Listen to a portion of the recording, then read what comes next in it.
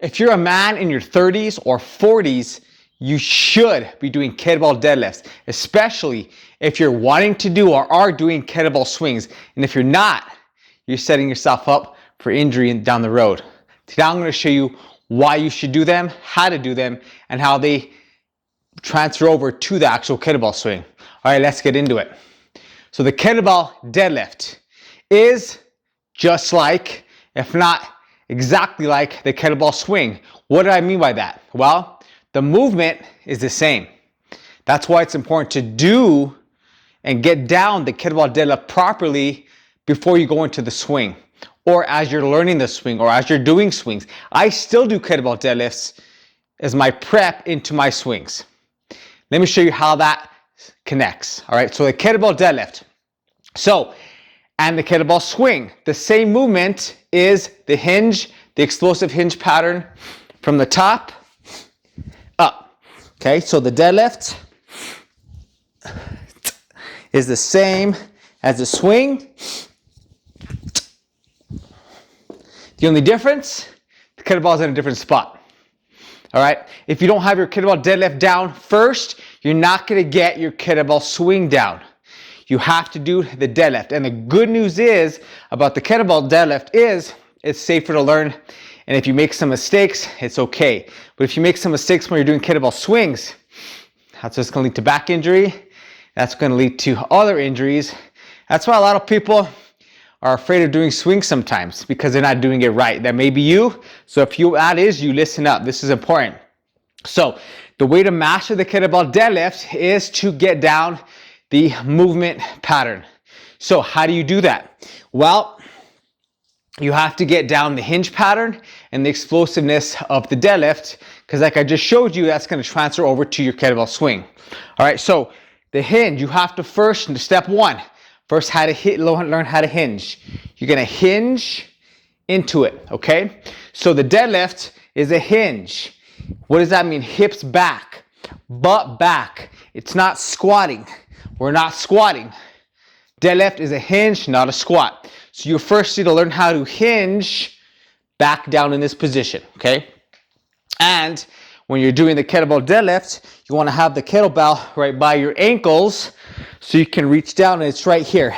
Not up here, because if you lift that weight from here, it's going to go to your lower back, okay? You want it right by your heels. So as you hinge, your lower back or your shoulders should be above your back above your knees, okay? That should be the progression. It should not be too much hinge until you have a flat back, or too much squat like this where your knees and hips are lined up. Okay, so that's something to keep in mind. So as you're going into the kettlebell deadlift, make sure you go to step one, hinge it back, okay? Knees below the hips below your shoulders, okay? And then as you reach back to grab that kettlebell here, you want to pack your shoulders down, and then you stand up tall, okay? Practice this. Down, pattern, stand up tall. Down, set, stand up tall. This part right here is important. Step three, power it through. You have to stand tall and explode and shoot your glutes forward, lock your knees, lock your abs, fire. Your glutes should be fired. You should be standing up tall, strong, everything engaged. Because if you don't do it that way, if you don't do the deadlift that way, then when you're doing a swing, which requires that at another level, more power, you're not going to swing right. So that's the important part here, is getting the deadlift from the bottom, standing up or hinging, like I said, grabbing that belt, packing the shoulders, standing up tall, finishing tall at the top.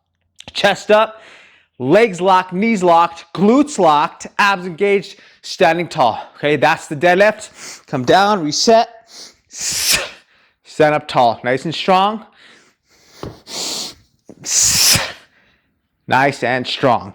All right, so once you get those 3 steps down, hinge, but by your heels, reach back, pack your shoulders, and stand up tall and lock everything, contract everything, glutes, everything I just went through. Do that in sets of 5 to 10.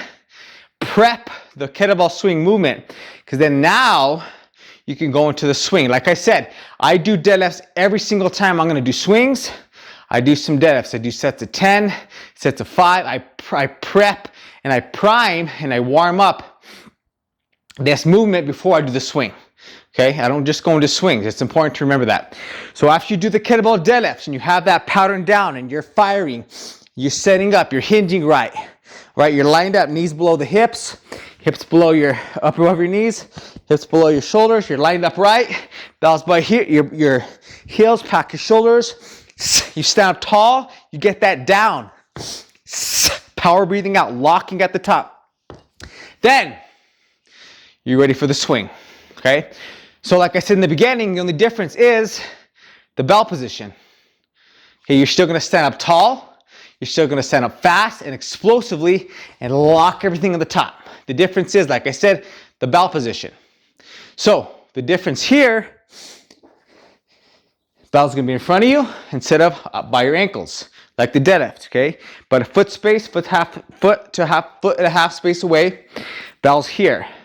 Instead of the bell being by your ankles, it's here, and you hike it back into the loaded position, which is behind you. And as you're gonna see, it's the same pattern as the deadlift, except the bell's here, and I'm still standing up tall, but because I've loaded the bell and I'm powering it up, that's gonna swing the bell, okay? Looks just like this.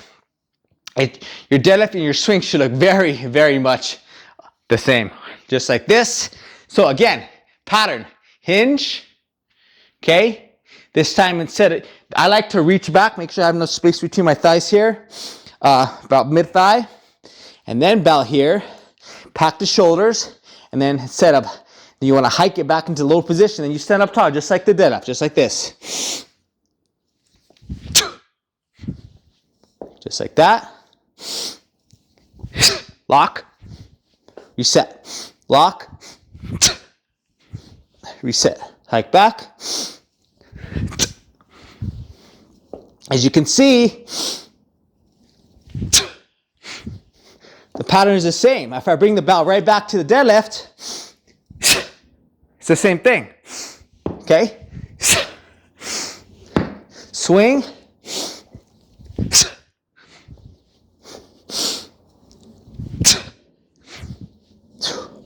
It's the same pattern, same movement. That's why it's important, it's essential to get down your kettlebell deadlift. Do it, practice it, refine it, get better at it. Use it as a prep for once you're learning to get it down. If you're newer to bells, you're getting into your kettlebell process. Do it more, get it down, but don't just forget it. Use it as part of your warm up, as part of your prep for your swing, just like I do. I've been doing this for over 10 years now, kettlebell training. I still use the deadlift. Excellent exercise to prep for the swing. It's gonna get you stronger too as you go up in heavier weight. But the purpose of this video is to really get you to see that it's important, it's essential to get the deadlift down first. Really get that down as you move into the swing, before you get to your swing. Because like you just saw, it's the same movement pattern. It's the same power. It's the same setup. It's the same hinge. Reach down, stand up tall. You know, the difference is the bell position. Here versus here. Okay? It's the same thing. So practice your deadlifts. Get your deadlifts down. Practice, practice, practice. Rewatch this video. Share with someone who's maybe doing swings and they don't look so good. Send them this deadlift video. I have another deadlift video. I'll link in the description as well. You can watch that.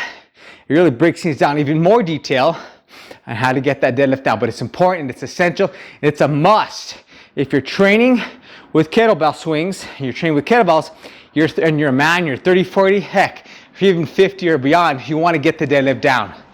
Even women, it's important to get the deadlift down. All right, so practice this. Get this deadlift down. Get it down strong. Own it.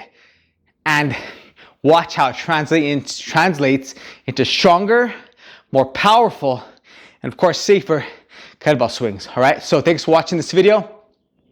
I'll see you on the next video. Oh, before I forget, I have a 10-minute full body kettlebell workout that you can apply the deadlift to That's absolutely free. KB10 in the comments. I'll shoot that over to you, or grab that in the description. All right.